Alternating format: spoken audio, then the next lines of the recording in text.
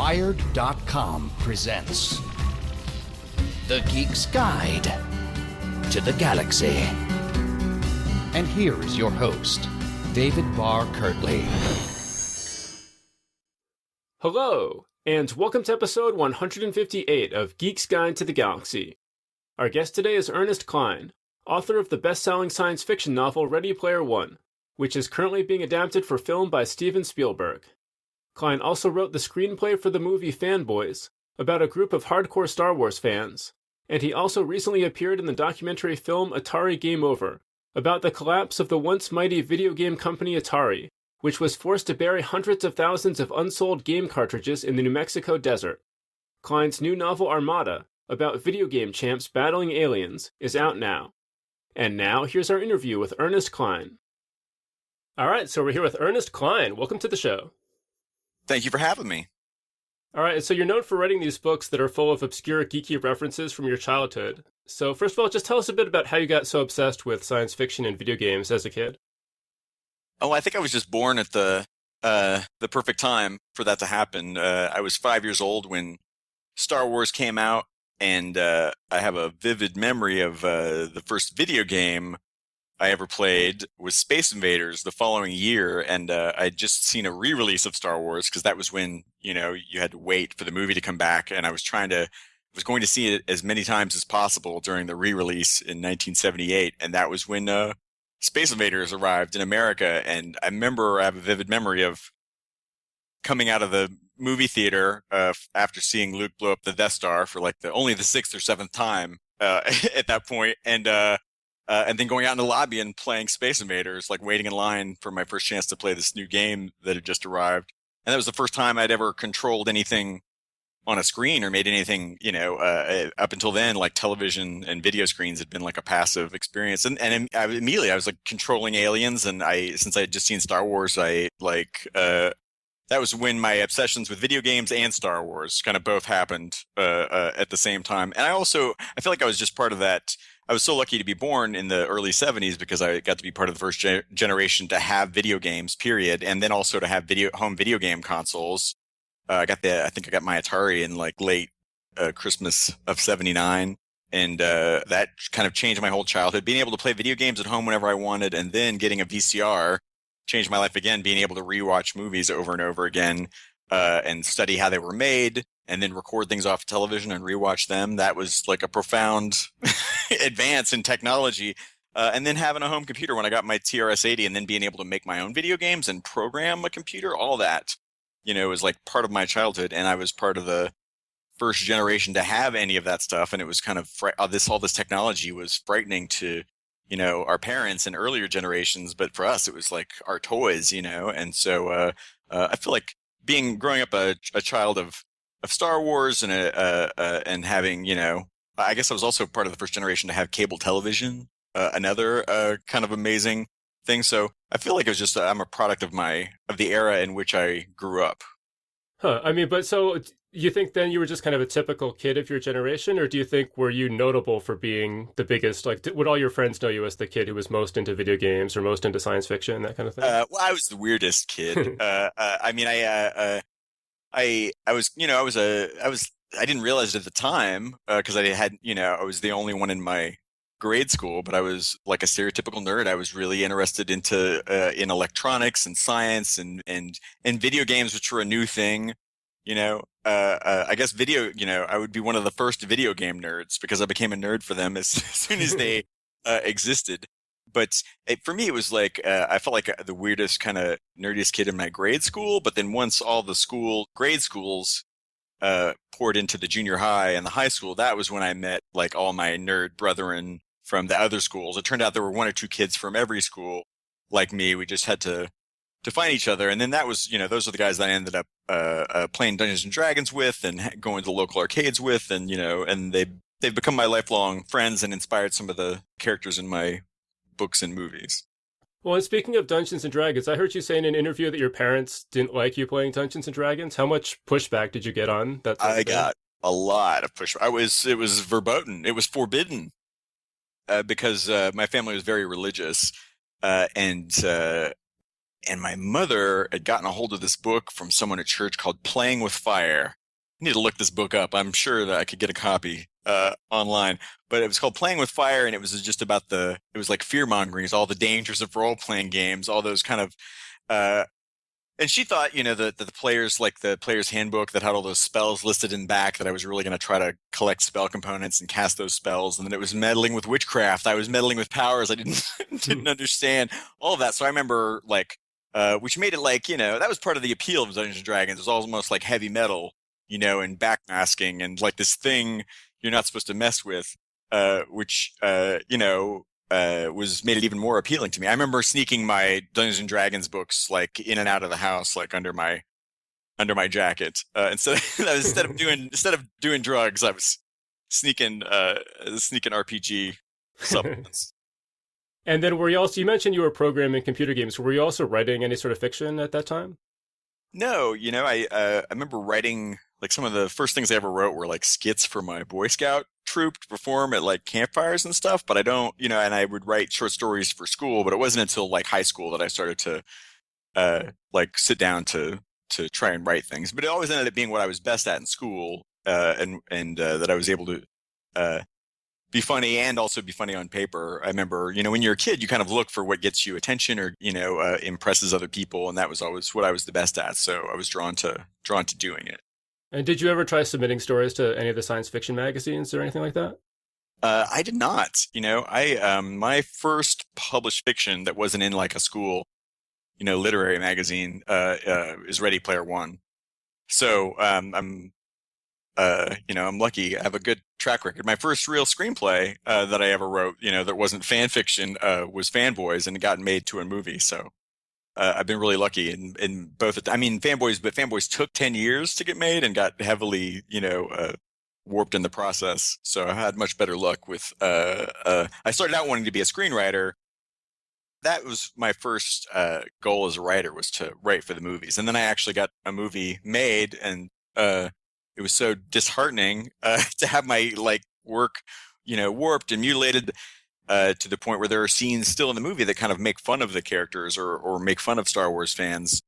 So that, I'm still proud of the movie because it's impossible. It's so unlikely that it, ever would have gotten made. It's a miracle. But when I see it, I just see all the things that they changed and things that could have been better, but were kind of out of my control. So that made me want to try my hand at fiction. I'd always wanted to try writing a novel, but that really inspired me to sit down and try to do it and stop writing screenplays, just because I knew that I knew the truth now about screenwriting is that you have no control over your characters. Well, for the people who aren't disillusioned with screenwriting yet, could you just say a bit about how to get? I'm just curious, how do you go from you're just some average guy and you write the screenplay, right? How does it actually end up getting made into a movie? Yeah. Well, I'm not a completely disillusioned. I'm working on the screenplay for Armada right now. I think starting out as a screenwriter and just trying to get scripts made, like, you're not the low man on the totem pole. You're like the part of the totem pole that's in the ground. It's like they have no respect because the script is just a blueprint. But once now that I'm adapting your own novel is something completely different because the story already exists. The way that you intended and will always exist. Whereas in a screenplay, it's likely no one will ever see your work. So I don't know. My screenwriting career has a new lease on life because now I will always write the story in fiction first, and then the story can have its own life. And you don't, I think that's part of the frustrating thing for a lot of screenwriters is just no one ever gets to see your story as you intended it.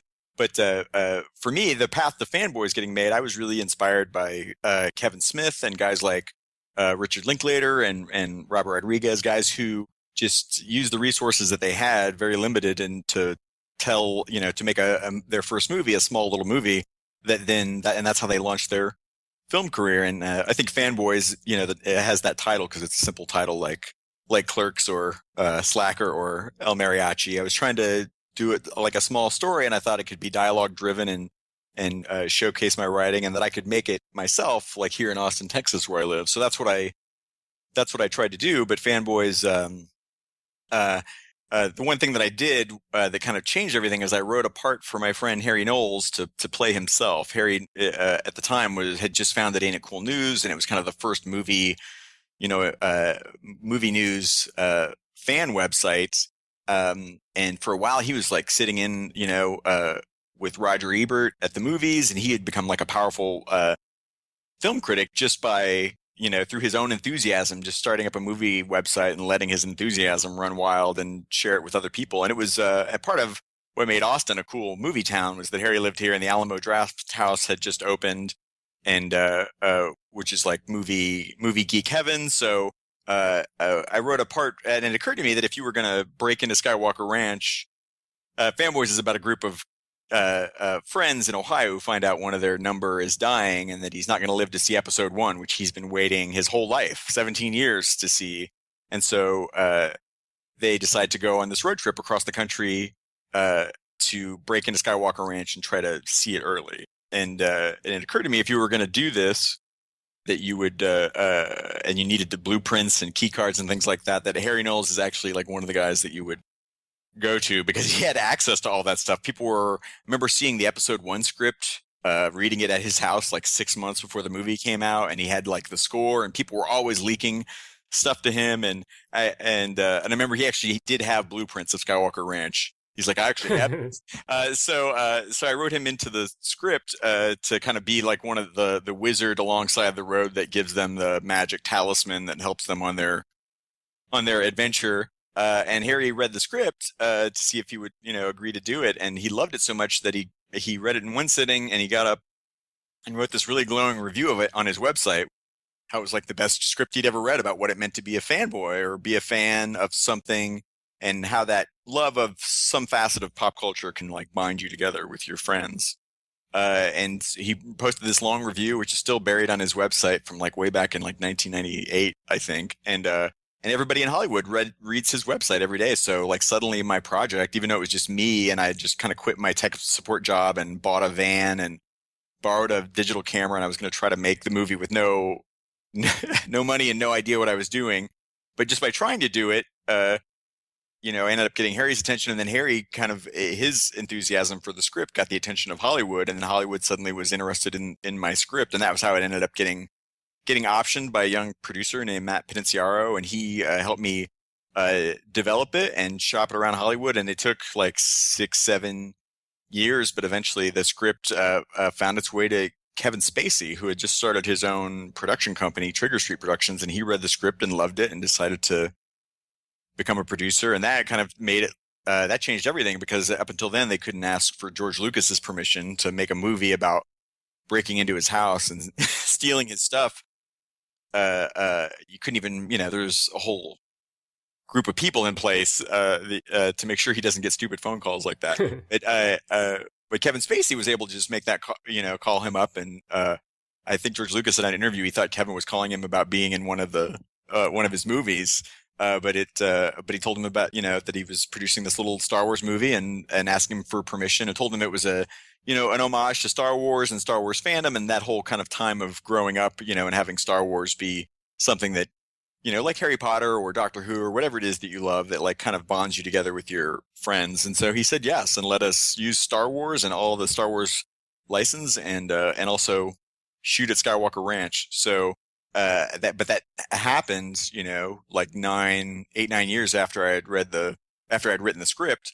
And then after the movie was finished, it took 2 more years to come out, because in post-production there was a lot of fighting with the producers over and between the producers and the Weinstein Company, who put up about making changes to the plot and changing the whole dying friend plot line and excising it, and it just went on. I wasn't even sure if the movie would ever come out in theaters. I thought it might end up going direct to video, and we missed like the 30th anniversary of Star Wars. But it finally came out in 2009, almost like 10 years to the day after I finished the first draft, and it had Princess Leia and Lando and Captain Kirk and Darth Maul all make cameos in it. It's just insane that Kevin Smith is in it, and it just blows my mind that movie ever got made. And it started as just my idea for a little fan film, but still that process of having it happen and seeing what it's really like for a screenwriter, unless you're a writer, director, producer who also finances your own movie, then at some point filmmaking is very collaborative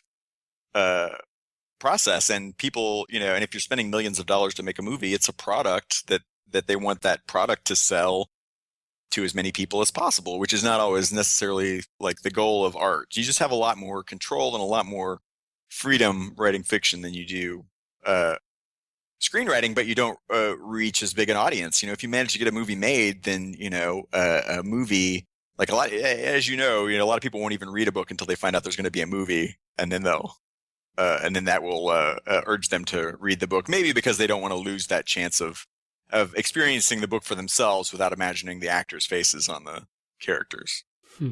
Well, so tell us about so you thought the fanboys, it didn't really stay true to your vision, and you're like, oh, if I write a book, I can have control and I can make it as geeky as I want. So tell us about the process of how did you go? I mean, now you have to start all over as a fiction writer, right? What was the process of? Did you get an agent? How did you write this novel? How did that all happen? Well, I didn't feel like I was starting all over. I mean, I'd written like a dozen screenplays, and I had Fanboys is the only one that's been made, but I've sold several other screenplays, and that encouraged me that I could make a living as a writer. But like Thundercade was a script that I wrote that just never got produced and no one's read it. And unlike a novel, like people would already have, if I'd written it as a novel first, people would have already read that story. But and Fanboys, like it occurred to me if I had written Fanboys as a novel, then, the story as I intended it would have existed in a form that people could read. But now all that will exist, really, unless people dig up some early drafts of the screenplay to compare them, is just the final movie as it is. And it has my name as one of the writers on it. Even though I didn't, really have control over the final product. So anyhow, but the writing Ready Player One, that was just one of many ideas that I had that I thought might be a movie initially, but then once I came up with the idea of, what if Willy Wonka was a video game designer, and what if he held his golden ticket, contest inside his greatest video game creation? When I had that idea, that was the initial kernel of the idea, but I didn't, I continued to develop it, but I didn't really get going until I started to figure out what would all the riddles and puzzles and clues that this eccentric video game designer would leave behind to find a worthy successor. What would they be? And once I realized they could be about all the different, pop culture of his life, I thought about video game designers and computer programmers that I knew, and they're all kind of geeky guys who loved Monty Python and, loved all the stuff that I loved, Dungeons and Dragons. Like I had video game developers who were friends, and if you like the more successful the video game developer, often like the bigger the geek. And I often think like the eccentric billionaire in my story is half kind of Willy Wonka, maybe 1/3 Willy Wonka, 1/3 Howard Hughes, and 1/3 Richard Garriott, who's a local game designer who used to live here in Austin, where I live, who invented all the Ultima games, and he had like an online in-game persona, Lord British, that he would cosplay as at conventions, and and he had a mansion outside of Austin with all these secret passages and vampire hunting kits and other strange things. He's the video game designer who eventually used his money to buy a ticket to go into space. So he was a real example of me of like what a geek with a lot of money and resources could accomplish. And so that I threw all that into the character of James Halliday and creating the story. And then once I had that idea of, for kind of using the pop culture of my life as the ancient mythology, in my Indiana Jones story, then it became really fun for me to sit down and work on it. And I think that's the only reason I finished the book. It took me years of kind of writing in my spare time and working a full-time day job in front of a computer, and then coming home and trying to get back in front of a computer to work on my story. And I would stop and, write other screenplays and then come back to it. And, but I always believed in it, and I always, knew that I wanted to finish it. It just took a long time, and it was a really insanely ambitious first novel that, not just a few characters, but like a giant kind of sprawling stage to tell a first novel. And so it took me a long time to finish it. And even by the time as I refined the idea, I also realized it probably couldn't be a movie because of if I wanted to weave all this pop culture into the story, like you can do that in fiction, but in a movie, to use another movie or a song or anything in your story, you're actually reproducing it. So you have to get the rights for it. But in a book, you can have any soundtrack you want, and you can have any painting you want hanging on the wall, and you can still do a lot of things in fiction with no budget that you can't couldn't even do in a big budget Hollywood movie. So it was really liberating to. And like you said, I could geek out as much as I wanted and not have any producer or anything telling me that they didn't get it or to take it out. I could just be as obscure as I wanted, I was just writing to try to please myself and and see if I could do it. And then when I finally finished it, I already had an agent and a manager because of and I was in the Writers Guild because of Fanboys, so that helped me find a book agent, a lit agent in New York, and and then everything, and then everything you could ever want to happen happened to me once Ready Player One got out into the world. There was a bidding war over the book rights, and then this very next day over the film rights. So that my whole life changed in that 48 hours. For a book I wasn't even sure I could get published when I was done. I wasn't sure if you could have Mechagodzilla fight Ultraman in your book and not get sued. All right, well, cool. So that brings us to your new novel now, Armada. Just tell us a bit about. You said there must be a lot of pressure, right, on you after that huge success of Ready Player One to write a follow-up. But just tell us about how'd you come up with the idea and what was it like trying to follow up Ready Player One? Yeah, it was a lot of pressure. I would listen to that Billy Joel song and also the David Bowie Queen Under Pressure a lot, just to keep things in perspective. But yeah, I mean, my Ready Player One was such a runaway success and just continued to get bigger and more, and more popular as time went on. Even while I was working on Armada, and Armada had been an idea that I'd had kicking around for a long time that I thought might be a screenplay. But again, it was like with Ready Player One, there was an element. There were elements that missing, and it didn't feel like fully fleshed out idea until I started to combine mixed in the idea of quantum data teleportation, which was something I had just started reading at the time. I don't know. It's always hard to synopsize where the idea from Armada initially came from, but I think it has its origins in this game Battlezone that Atari put out in 1980. That I read this article about in an early computer magazine in the early 80s, because in 1980, it was a groundbreaking game, one of the first games with kind of 3D graphics. They were vector 3D graphics, but you could move around this 3D landscape, and it was a tank game.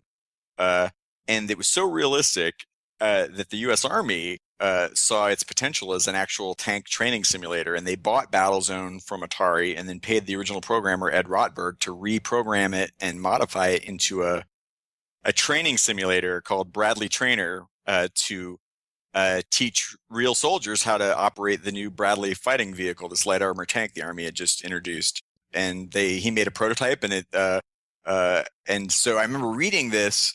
They never followed through on it, but just the idea that the Army had already explored as early as 1980, 3 or 4 years after the birth of video games, they were already could see the potential of them as a training simulator. So that knowing that Battlezone could really teach me to operate a tank to some degree, that had a powerful effect on my 10-year-old brain when I read about that. And then and I was already a child of Star Wars, so I grew up building cockpits out of couch cushions in front of my television, and wanting to be, Luke Skywalker. I would play those first-person shooters like Starfire or Star Raiders or Star Master or Starship, where you had a first-person cockpit view in your television, and I would think of that as a Starship simulator, in my living room, and pretend that I was Luke Skywalker, and even before there was a Star Wars game, and the games at the arcade, I love those too, where they were cockpit simulators. You would climb into it, and it would make you feel like you were getting into a X-Wing. So I always, I think I spent my whole youth imagining, what if, I was really controlling a ship somewhere? What if I, was actually training? And then when I saw, The Last Starfighter, this was one of my favorite movies. I went and saw that again and again. And I would, just like with Star Wars, I would go down in the lobby and play video games to recapture that feeling of being in the movie. And I think I read Ender's Game right around the same time. Ender's Game was published as a novel in 1985. But it began as a short story that I think was published in 1977, the same year Star Wars came out, the year before Space Invaders came out. So and the Ender's Game short story is very similar to the novel. This and in the short story as well, part of Ender's training is not just the battle room, but also some early video game simulations of combat. And so that idea, I love that idea of video games being used as a training simulation. But when I got the idea for Armada, it occurred to me that I had never seen that idea used with drones. The idea of a video game being used to train someone to control a drone, which is something relatively new, in our military, but it's become more and more over the past 5-6 years. Drones have become like a huge part of our Air Force. I saw that they just announced they were going to make Top Gun Part 2 with Tom Cruise, and it's all about Maverick as a drone pilot, because that's what's happening in military aviation now.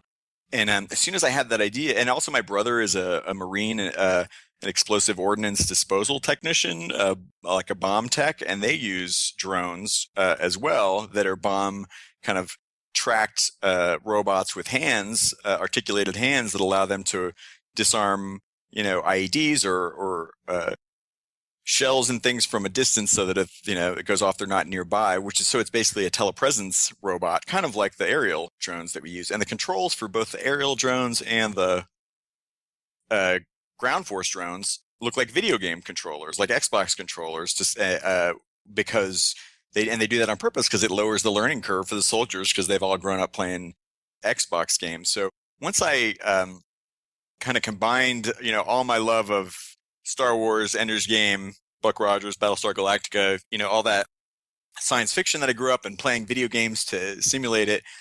And then the idea of drones, video gamers using their game consoles to control drones, married with this idea of quantum data teleportation, which is using Einstein's spooky action at a distance to transmit data losslessly over infinite space, so you wouldn't have to use radio waves and send a space probe out and wait 30 minutes for the signal to get there and back. You could control it instantaneously.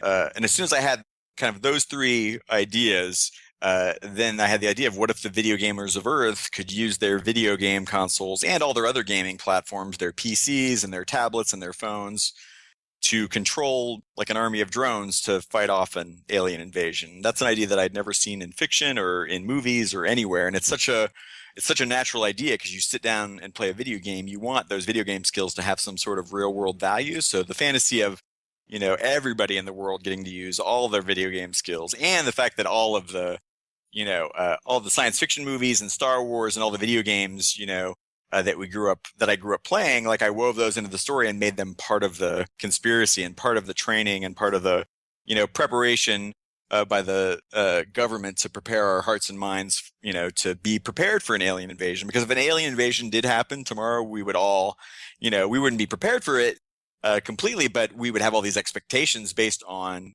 40 or 50 years of, War of the Worlds and V and Dark Skies and everything else. You have all these preconceived notions about, Independence Day style alien invasion. And, what if the real thing, went down that way? Then you would be like, well, this is like Independence Day, it would be strange. And you would, I've never seen an alien invasion movie where everybody in it has seen all the alien invasion movies that I've seen. So I wanted to do a story like that too. And now, and I still, I think it's the idea has a lot of, immediacy, and it involves virtual reality too, especially if flight simulators. Playing a flight simulator on the Oculus Rift will blow your mind, because it's, you're not pretending to fly the ship through a two-dimensional window anymore. And now you can look out over your wing and, and track planes behind you. And so all of that was fun to weave into the story. Well, yeah, so you mentioned that in the story, the U.S. government has been funding the science fiction video game and movie genre as a way of preparing the population for an actual alien invasion that they know is coming. And I don't know if you know Tim Powers, but he writes all these secret history kind of novels. And he said that when you start doing research and you start making up your own conspiracy theory, you get to the point where you start noticing things where you start to wonder, wait, am I onto something here? Is this real? Well, I mean, for me, it was a natural thing, because I dressed up as Luke Skywalker 3 Halloweens in a row, I think, because I wanted to be Luke Skywalker so bad. And if you're a 5-year-old kid, seeing Star Wars, there would be no better propaganda. I was ready to go fight aliens, or and along with Buck Rogers and Battlestar Galactica, it seemed like a whole generation around the world was being primed to want to fight aliens or go into outer space. And a lot of people between Star Wars and Star Trek were drawn to work in the sciences or the space industry. But me specifically, I just wanted to kill aliens in a cockpit of an X-wing, or a Buck Rogers Thunder Fighter.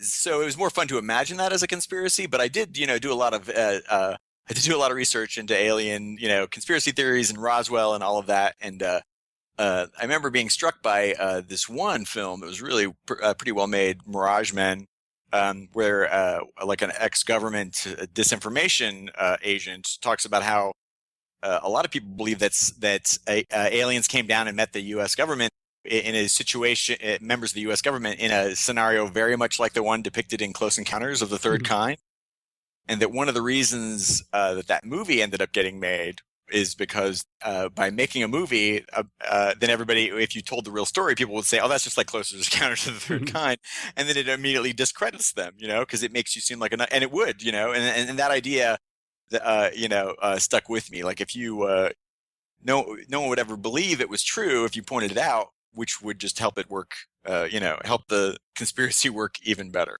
Mm-hmm. Well, then another real interesting thing in this book is that the main character, Zach, knows enough about science to know that the alien invasions depicted in science fiction movies like Independence Day don't really make sense, and that the alien invasion he's facing in this book doesn't actually make sense. Could you talk about what some of the things are that don't make sense about the alien invasions that we see depicted in pop culture?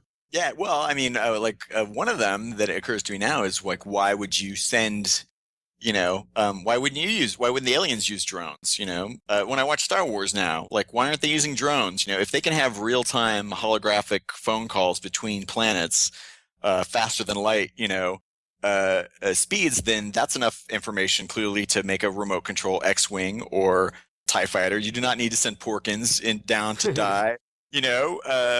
Senselessly. So, now when I watch any movie where somebody's climbing into a ship, to go into a dangerous, I mean, it makes sense for the movie, but does it make sense from a scientific, standpoint? They would, if you could make drones to do it, then you would use drones. And so I'd never seen that idea, like drones sent to do an alien invasion. In most alien invasion stories, it's like Independence Day. They're not using drones. They're sending down they're putting real people in real ships to go down and die to try to take over the planet. And in, movies like V or Independence Day, they're always kind of, they're going to conduct, either some sort of subterfuge to win our trust and then take us over, or they just, it's like Battleship or, Battle Los Angeles, where they just, or Independence Day, or War of the Worlds, where they just come down and they begin to like conduct a World War II style ground invasion against us, with ship to ship combat. And it's because it's all really great and cinematic and a lot like Star Wars. But from, why would the aliens do that? They could just hurl a meteor at Earth if they wanted to exterminate us. Or why do they even come to Earth to begin with? Always the idea of like Earth is this perfect, rare blue world, but it's perfect for us because we evolved to live here. But for any other alien, like they always have to terraform Earth. Well, why not terraform a lifeless rock, that's not inhabited by a bunch of nuke wielding, monkey boys who are going to fight back, and they always conduct their, alien invasions in a way that, just doesn't make sense for a highly, not only did the invasion itself and the motives for it often not make sense, but just there are so many alternatives. If they could, if an intelligent species has the technology to travel light years across interstellar space with these massive warships, then they've probably reached the singularity, and then they would be beyond the need for anything that we have. So, but it's just fun. I never see characters stop and talk about any of this in an alien invasion movie because they're too busy running from explosions. Which I get. I love those movies too, but I never seen like a it's called genre aware, where the characters are aware of kind of the genre that they're in, and then they, not that they're trapped in a movie, but if they see things that happen like they would in a movie, you would point that out, like this is not how real life, would go. Mm-hmm. Well, say a bit more about the characters in this book. I mentioned there's the protagonist, Zach Lightman, and then his dad is Xavier, who is a big video game fanatic who's been missing for years. I was wondering, do you see, is Xavier kind of you, and does he have all your same video game tastes and music tastes, or is he different from you in any way? He's kind of based on my younger brother, Eric, who's a year younger than me, and like a foot taller. And he's a major now in the Marine Corps. He joined the Marines when he was like 20 or 19 as like a grunt private, and then worked his way all up. So, and he's, been deployed in, all the major conflicts we've had over the past couple of decades. And I saw him, and he also became a father during that time. And I saw him become kind of a weary, battle veteran and also a father at the same time, and have to spend kind of long stretches away from his son, and how hard that was on both of them, and how in some ways like the modern technology that we have makes that harder on soldiers. The fact that they can, they'll be in a battle during the day, and then they'll come home and get on FaceTime, and and have to hear about the phone bill and the grade card and everything else going on at home. They can't keep home and war separate anymore because of technology. And so when I think about Zach and his brother, I think about my brother and my nephew. They're thanked at the back, and the book is dedicated to my brother. He and I grew up, playing video games together and going to arcades, and he's he's a lot. I think Xavier is a lot more like him than me. Well, and then speaking of real people who appear in this book, there are a bunch of real scientists who appear in this book, including Carl Sagan, Stephen Hawking, and Neil deGrasse Tyson. It's true, yeah. And I hope they don't come after me, or their estates don't come after me.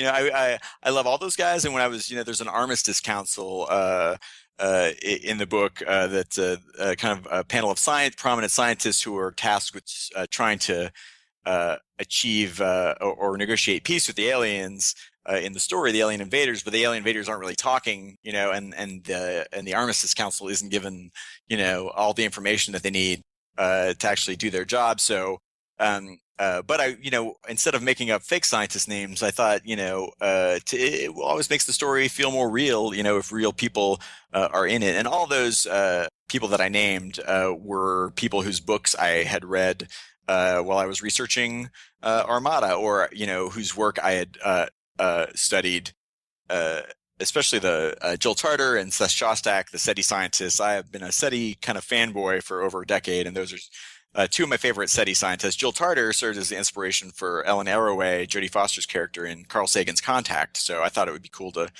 pay tribute to her. I had to have Stephen Hawking in there. I love the idea of Stephen Hawking also like being a drone pilot. I have him like kicking ass a little bit, just because I love that idea. He's such a badass. And then you also have real video game designers. This fictional video game in the book was made by this unbelievable all-star team of video game designers, including Chris Roberts and Shigeru Miyamoto, Richard Garriott, Gabe Newell. It's pretty funny.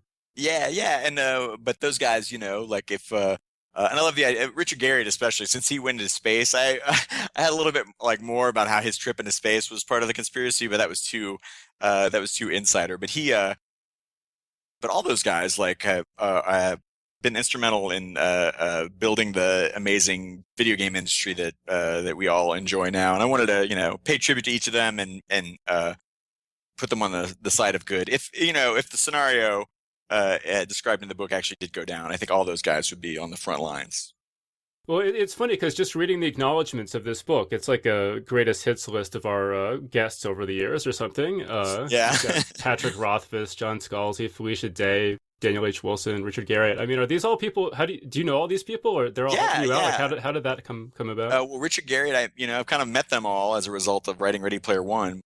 They've either reached out to me, or I think I met Felicia through Will Wheaton, who reads the audiobooks of both Ready Player One and Armada.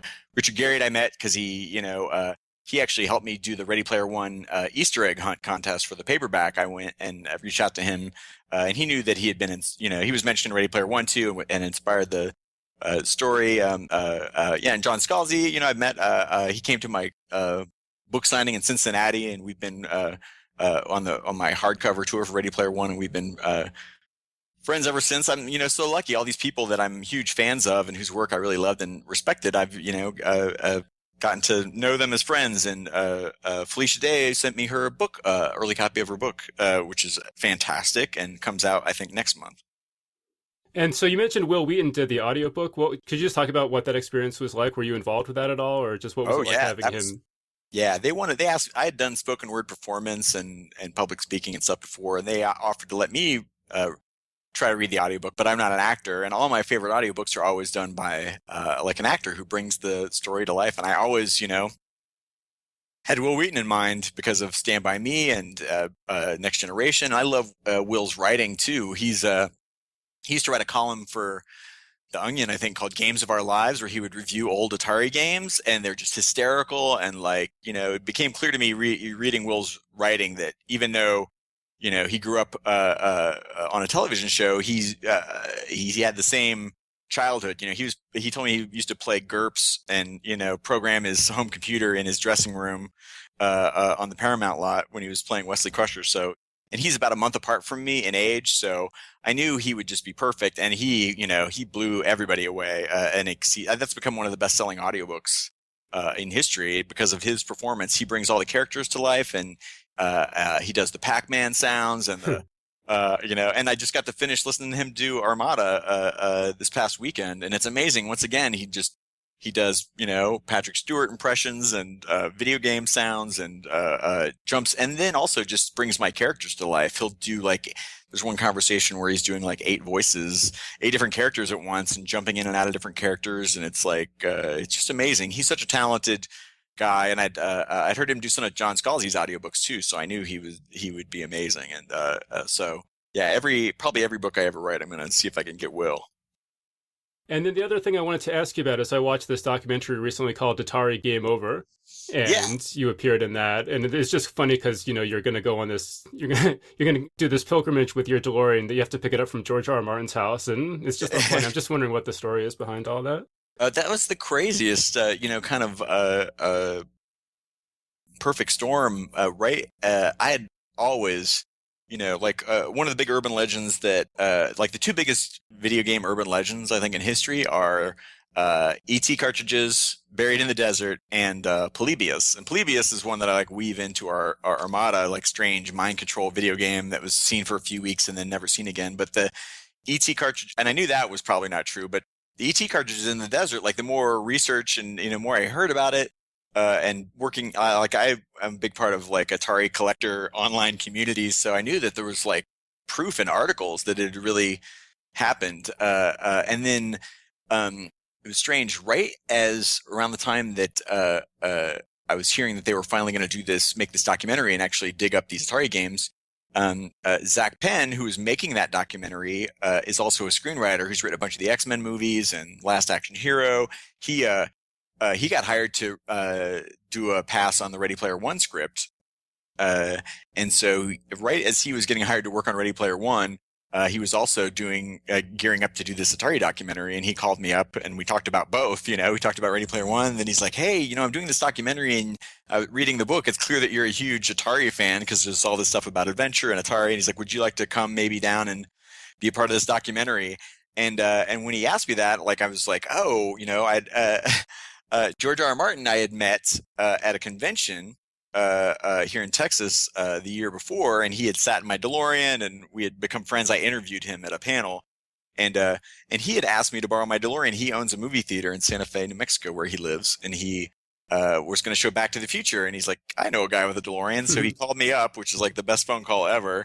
And he's like, "Hey, I'm showing Back to the Future at my movie theater. I wondered if you would bring your DeLorean, if I could borrow it for the weekend." And I'm like, "Can I tell people that you're borrowing it?" And he said yes. And I'm like, "Oh, done." The value of my car just increased. So I flew it out there and or drove it out there and left it with him. And then and he had it for 3 or 4 weeks. And then when Zach Penn called me and asked me if I wanted to come down for the ET Atari dig, I realized that my DeLorean was already in Santa Fe and that I could just fly into Santa Fe, pick up my time machine from George R. R. Martin, and that I could drive down to Alamogordo. And that on the way to Alamogordo, I could stop at the Very Large Array where they shot Contact, and also visit Roswell.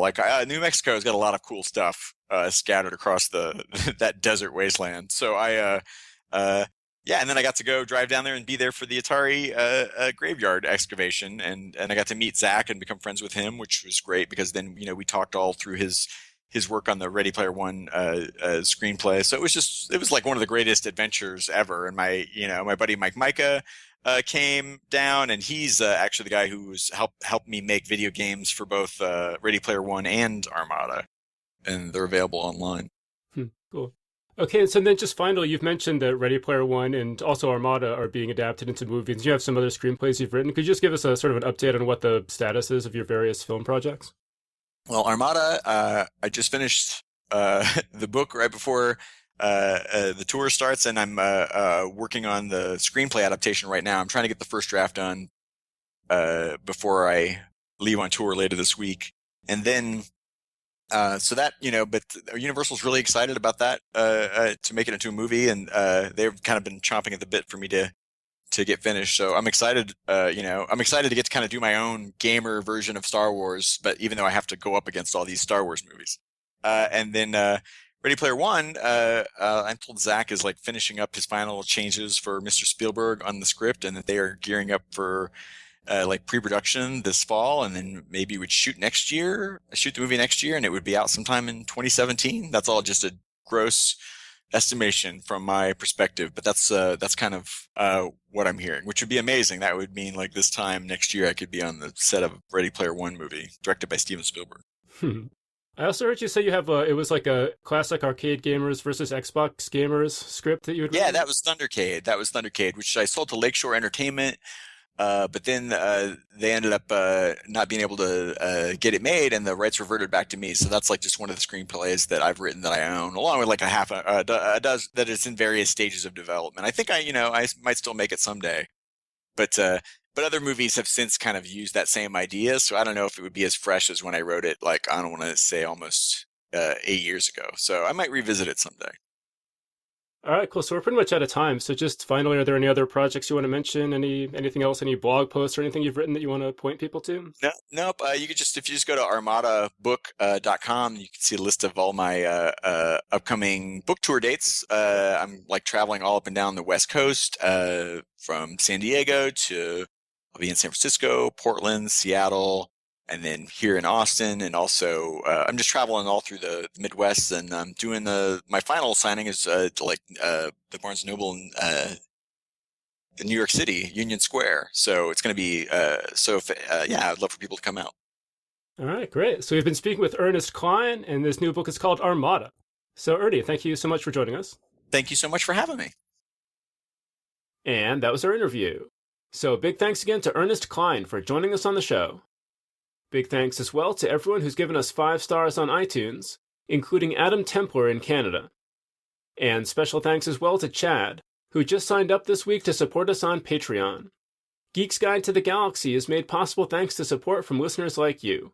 So if you enjoy the show and want it to continue, please sign up to give us $1 or $2 per episode over at patreon.com/geeks. And if you'd prefer to make a one-time or fixed monthly contribution, you can do that via PayPal over at geeksguideshow.com/crowdfunding. So a big thanks again to everyone who's contributed. We really appreciate it. All right, so that was our show. So thanks everyone for listening, and we'll see you next time. The Geek's Guide to the Galaxy is a production of Wired.com. For more information about the show, visit geeksguideshow.com. To learn more about your host, visit davidbarrkirtley.com. Music and voiceover produced by yours truly, Jack Kincaid. If you enjoyed this program, tell your friends. If you didn't enjoy it, tell no one. Thank you for listening.